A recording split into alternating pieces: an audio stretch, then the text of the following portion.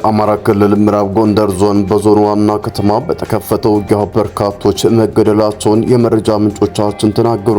በክልሉ ወሎ ቀጠና ወታደራዊ ውጥረት መጨመሩ የተሰማ ሲሆን በራያ ቆቦ ማሳሰቢያም ተሰጥቷል ሲሉ ነዋሪዎችም ተናግረዋል። በሌላ በኩል በዛሬው ዕለት ከራያ አላማጣ ወደ ቆቦ መንገደኞችን አሳፍሮ ጉዞ ላይ የነበረ ተሽከርካሪዎችም እንዲመለሱ መደረጋቸው ተሰምቷል። በዝርዝር የምታደምጡት ይሆናል። የትግራይ ኃይሎችም በአገዛዝ ጦር ላይ ድሮን ጥቃት ፈጽመዋል። በአገዛዝ ጦርና በትግራይ ኃይሎች መካከል በተከፈተው ውጊያም የትግራይ ኃይሎች ለመጀመሪያ ጊዜ ድሮን መጠቀማቸው ነው የታወቀው። ውጊያው ከፍተኛ ሰብአዊና ቁሳዊ ጉዳት የደረሰበት ነው በማለት የተናገሩት የመረጃ ምንጮቻችን አሁንም ውጥረቱ ቀጥሏል ብለዋል።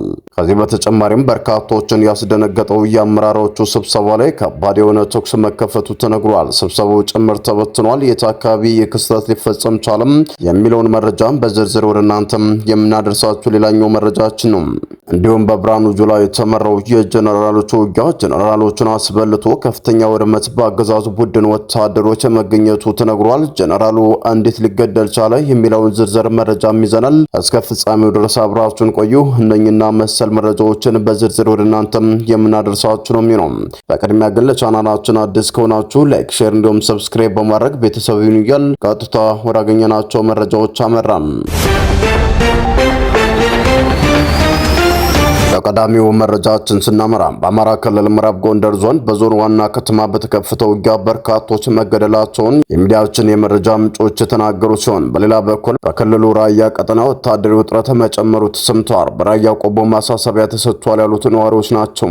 በዛሬው ዕለት ከራያ አላማጣ ወደ ቆቦ መንገደኞችን አሳፍሮ ጉዞ ላይ የነበረ ተሽከርካሪም እንዲመለስ ተደርጓል ተብሏል። በአማራ ክልል የተለያዩ አካባቢዎች በአገዛዝ ጦርና በፋኖ ኃይሎች መካከል የሚደረግ ውጊያ መቀጠሉንም የፋኖ የመረጃ ምንጮች ለሚዲያችንም አጋርተዋል። በክልሉ ምዕራብ ጎንደር ዞን ዋና ከተማ ገንዳውሃ የፋኖ ኃይሎች በከፈቱት ውጊያ በርካቶች መገደላቸውን የመረጃ ምንጮቻችን የተናገሩ ሲሆን የፋኖ ኃይሎች በምዕራብ ጎንደር ዞን ገንዳውሃ ከተማ በመግባት በከፈቱት ውጊያ ገንዳውሃ ሁለተኛ ደረጃ ትምህርት ቤት ለዘመቻ ዝግጅት በሚል ካምፕ ያደረጉት የአገዛዝ ጦር አባላት ላይ የሞትና የአካል ጉዳትም ደርሶባቸዋል ሲሉም የፋኖ ኃይሎችም አስታውቀዋል።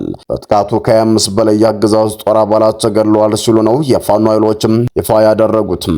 በተመሳሳይ በደቡብ ጎንደር ዞን ላይ ጋይንት ወረዳ በተደረገው ውጊያ ከፍተኛ ሰብአዊና ቁሳዊ ጉዳት መመዝገቡም ተሰምቷል። ለጋይንት ወረዳ ቀበሌ 7 የተባለ አካባቢ በተደረገ በዚህ ውጊያ በርካታ የአገዛዝ ጦር አባላት የተገደሉ ሲሆን በውጊያውም የአካባቢው አመራሩን ጨምሮ የፋኖ አባላቱ ጉዳት ማድረሳቸው ነው የተነገረው።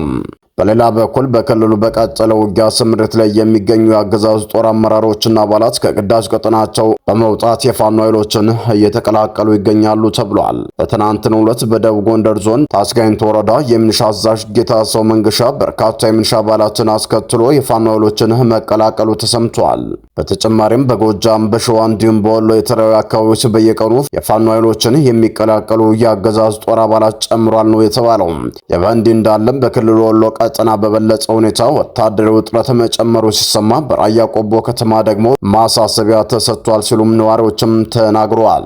የብልጽግናው አገዛዝ ዛሬም ከደቡብና ከምዕራብ ወሎ አካባቢዎች ወደ ሰሜን ወሎና አፋር ከፍተኛ ኃይሉን እንዲሁም የጦር መሳሪያውን እያጓጓዘ ይገኛል ተብሏል።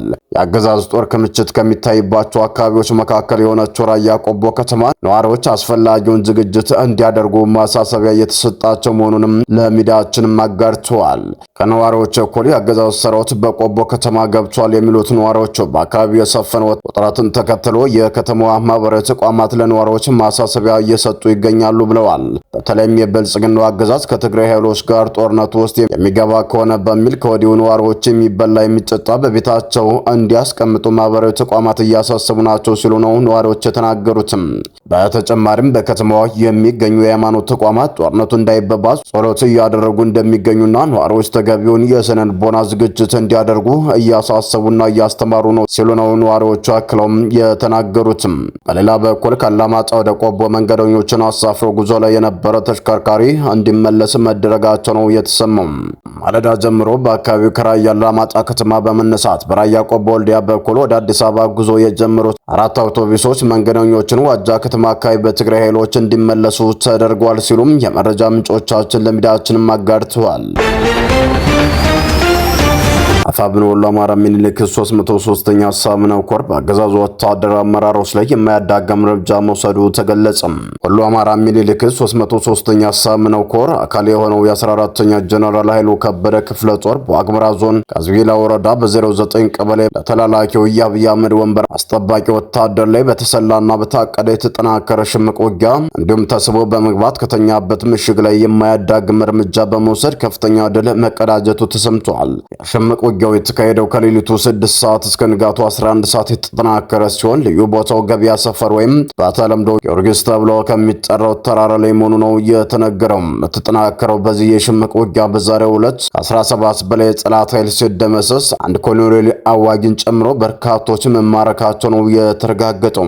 በሌላ መረጃ የትግራይ ኃይሎች በአገዛዙ ጦር ላይ የድሮን ጥቃት መፈጸማቸው ተሰምተዋል። በአገዛዙ ጦርና በትግራይ ኃይሎች መካከል በተከፈተው ውጊያ የትግራይ ኃይሎች ለመጀመሪያ ጊዜ ድሮን መጠቀማቸው ነው የታወቀው።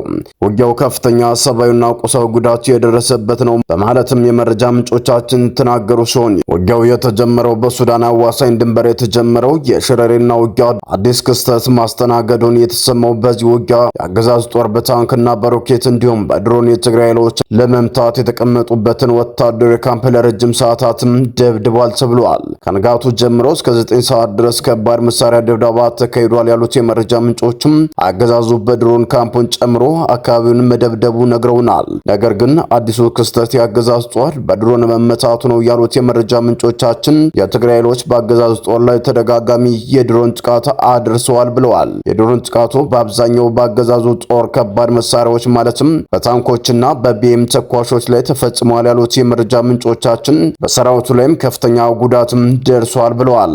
የአገዛዙ ጦር አባላት በሁመራና ጎንደር ሆስፒታል ለሕክምናም ገብተዋል ብለዋል።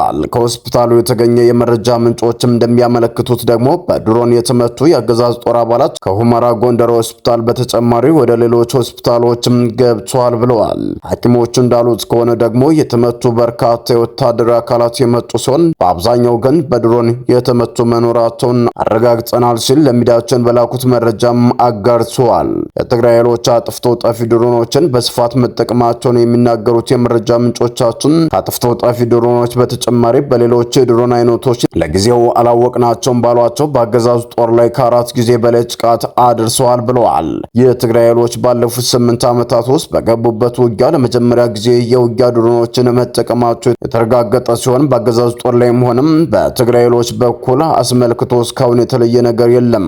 ሁለቱም ኃይሎች አሸንፈናል ሲሉ የአገዛዙ ጦር ይህንን ሽርና የተባለውንና የትግራይ ኃይሎችን ላለፉት ዓመታት የቆዩበትን ቦታ ተቆጣጥረናል ማለት በተለያዩ ማህበራዊ ሚዲያዎች በኩል በደጋፊዎችና በአክቲቪስቶቻቸው እንዲሁም በክብረ አባላት በኩል እያስነገረም ይገኛል።